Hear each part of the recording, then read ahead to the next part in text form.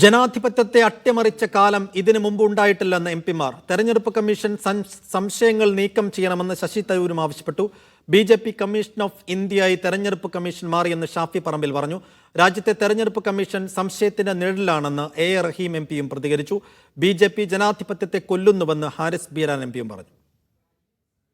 India രാജ്യത്തെ ജനാധിപത്യ പ്രസ്ഥാനങ്ങൾ മുഴുവൻ അണിനിരന്നിട്ടുള്ള ഒരു പ്രതിഷേധം. ഇന്ത്യ ബ്ലോക്കിൽ നിന്ന് മാറി നിൽക്കുന്നു എന്ന് പ്രഖ്യാപിച്ച ആം ആദ്മി പാർട്ടി പോലും പിന്നീട് ജോയിൻ ചെയ്യേണ്ടി വന്നൊരു പ്രസ്ഥാനം.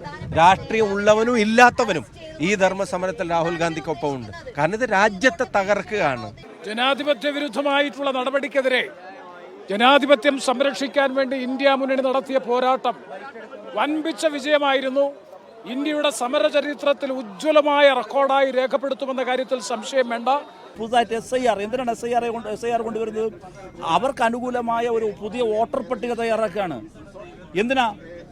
ഇനി അധിക കാലത്തേക്ക് ഒരു ഏകാധിപത്യ വാഴ്ചയ്ക്ക് ഇന്ത്യയെ ഒരുക്കാൻ വേണ്ടി നമ്മൾ കണ്ടു നിൽക്കണോ? പാർലമെന്റിനുള്ളിൽ ചർച്ച ആവശ്യപ്പെട്ടു, സമ്മതിക്കില്ല. തെരുവിലേക്ക് വന്നിരിക്കുകയാണ് മുഴുവൻ എംപിമാരും പ്രതിപക്ഷ നിരയിൽ. നോക്കൂ, വിട്ടുനിന്നവർ പോലും ഒരുമിക്കുകയാണ്. ഇതാണ് മഹാപോരാട്ടം, ജനങ്ങൾക്ക് വേണ്ടിയുള്ള പോരാട്ടം. ഒരു ഇഞ്ച് പിന്നോട്ട് പോകില്ല. നമ്മുടെ ജനാധിപത്യം മരിക്കുകയാണ് എന്നുള്ളതാണ്, മരിച്ചിട്ടില്ലെങ്കിൽ മരിക്കുകയാണ് എന്നുള്ളതാണ്. ഇതിനെതിരെ ഇന്നുണ്ടായ പ്രതിഷേധം എന്ന് പറഞ്ഞു കഴിഞ്ഞാൽ ഇന്ത്യ കാണാത്ത രീതിയിലുള്ള പ്രതിപക്ഷ പ്രതിഷേധമാണ് ഉണ്ടായത്.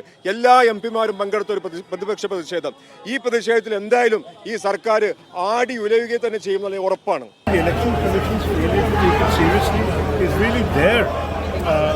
Failure because the public must be reassured there is nothing to worry.